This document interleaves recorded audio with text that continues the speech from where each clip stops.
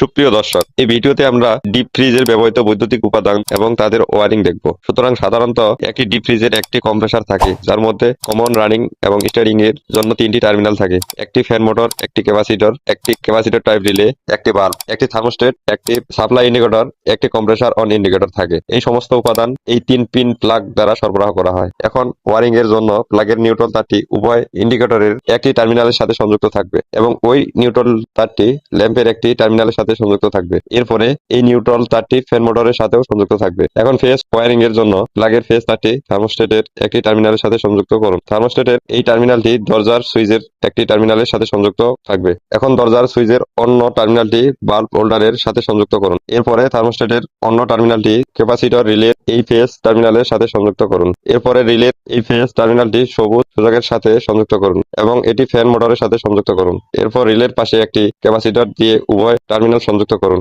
এখন কম্প্রেসার সংযোগের জন্য রিলের নিউট্রাল টার্মিনালটি কম্প্রেসারের চলমান টার্মিনালের সাথে এবং রিলের ফেজ টার্মিনালটি কম্প্রেসারের সাধারণ টার্মিনালের সাথে সংযুক্ত করুন। এরপর রিলেতে থাকা যে কোনো ক্যাপাসিটর টার্মিনালকে কম্প্রেসারের স্টার্টিং টার্মিনালের সাথে সংযুক্ত করুন। অবশেষে প্লাগের আর্থিং তারটি ফ্রিজের বোর্ডের সাথে সংযুক্ত করুন। এটি ছিল ডিপ ফ্রিজের ওয়্যারিং। ভিডিওটি ভালো লাগলে অবশ্যই শেয়ার দিয়ে যাবেন।